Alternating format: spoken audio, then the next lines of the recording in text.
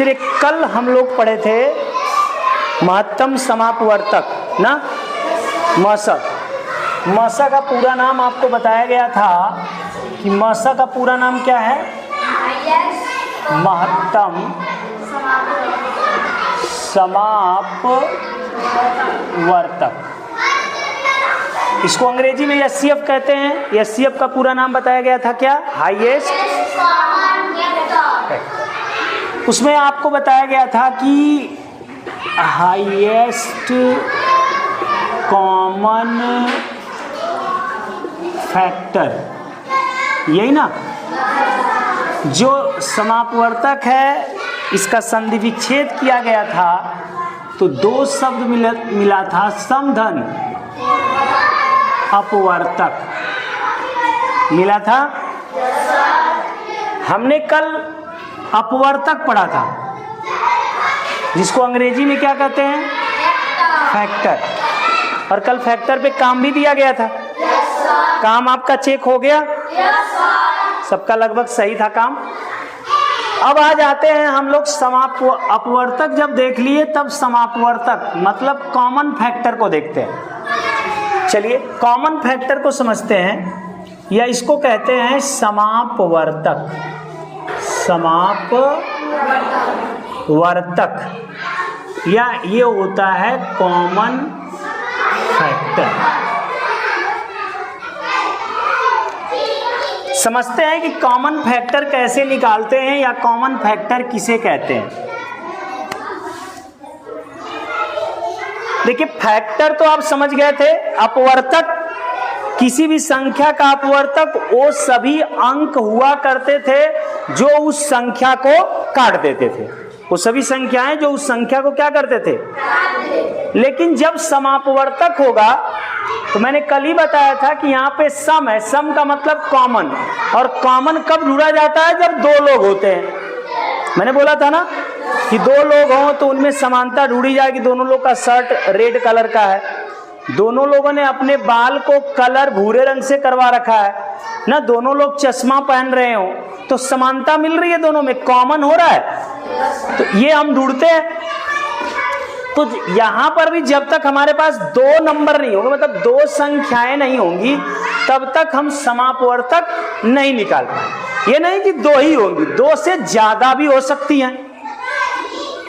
तब जब दो या दो से अधिक संख्याएं हो और उनके जो उभयनिष्ठ अपवर्तक हो, मतलब कॉमन फैक्टर हो, मतलब दोनों में जो कॉमन दिखाई दे रही है संख्या, ऐसे फैक्टर जो पहली वाली संख्या में भी हो और ऐसे फैक्टर जो दूसरी वाली संख्या में भी हो, वही कॉमन वाले हमारे क्या कहलाएंगे? समापवर्तक। जैसे मान लीजिए हमने ले लिया 12 और एक ले लेता हूं 18, इनके हमको निकालने हैं समापवर्तक।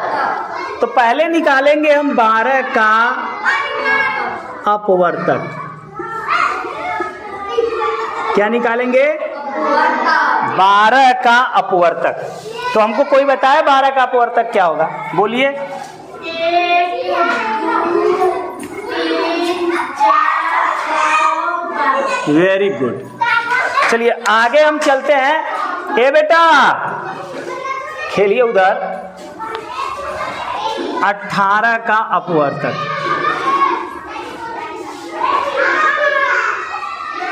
कौन बता रहा है 18 का अपवर्तक? बताइए, कोई लोग बताइए। एक लोग। 1 2 3 6 18। क्यों 9 नहीं आएगा क्या? हाँ, क्यों गड़बड़ा रहे हैं आप? घर होमवर्क में कल दिया गया था ये, फिर भी गड़बड़ा रहे हैं ना।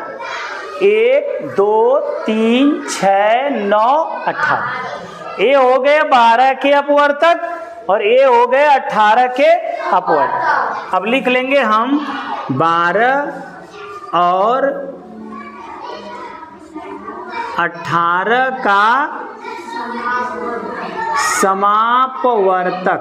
बोलिए। अब कुछ नहीं करना है। जो 12 के अपवर्तक है इनको देखिए, जो 18 के अपवर्तक है इनको देखिए, और देखिए कि ऐसे कौन संख्याएं हैं जो 12 के अपवर्तक में भी है और 18 के अपवर्तक में भी है। तो कौन कौन दिख रही हैं?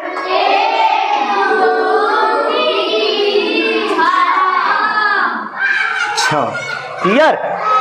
एक भी दिखा, 2 भी, 3 भी, 6, और कोई तो मिल नहीं रहा। बस यही हो गया इनके समापवर्तक। इसी को कहते हैं 12 और 18 का क्या हो जाएगा? ये समापवर्तक। बात क्लियर है? नोट करें, एक और एग्जांपल आपको बताते हैं।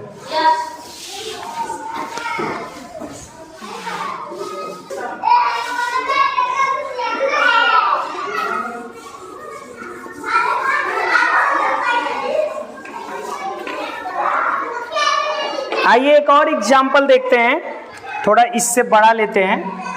मान लीजिए एक 24 हो और एक 32 हो, ठीक है। तो हम लिखेंगे अब 24 के अपवर्तक। सबसे पहले यही ना करेंगे, 24 का अपवर्तक या 24 के अपवर्तक।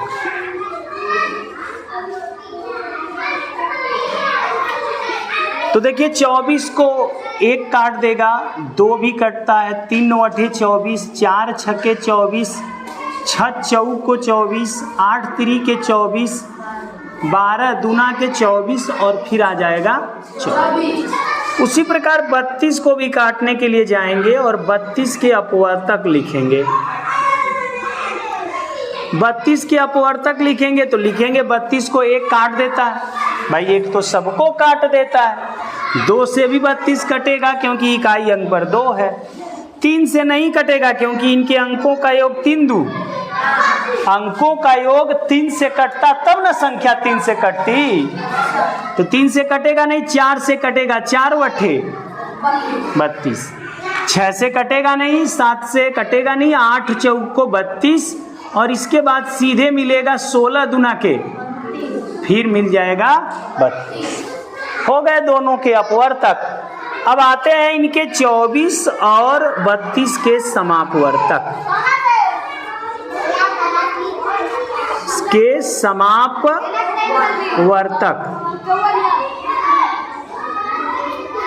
तो जब लिखने के लिए जाएंगे तो आप देखेंगे कि दोनों के जो अपवर्तक उसमें कॉमन क्या है? 1 2 4 और आप कुछ नहीं पाएंगे, है कुछ? तो इसका मतलब इनके 24 और 32 के समापवर्तक क्या हो गए? क्लियर है? ये भी बात समझ में आ गई। आज का हम काम इतना ही पे रोकेंगे, ठीक है? अपवर्तक समझ में आ गया, उस पे होमवर्क आपने कर लिया। समापवर्तक समझ में आ गया, समापवर्तक पे होमवर्क दे देते हैं। चलिए इसी के नीचे आपका SW भी मैं दे ही देता हूं। इसमें पहला क्वेश्चन आपका होगा 18 24, दूसरा आपका हो जाएगा 24 30, तीसरा क्वेश्चन हो जाएगा 30 36, चौथा क्वेश्चन हो जाएगा 20 30 और पांचवा क्वेश्चन आपका हो जाएगा 25 और 35। ठीक है, इसको घर से करके आप लाएंगे, फिर हम काम आपके चेक करेंगे। ठीक, आज की पढ़ाई यहीं पे रोकते हैं। क्लियर है ना? बातें समझ में आई आपको?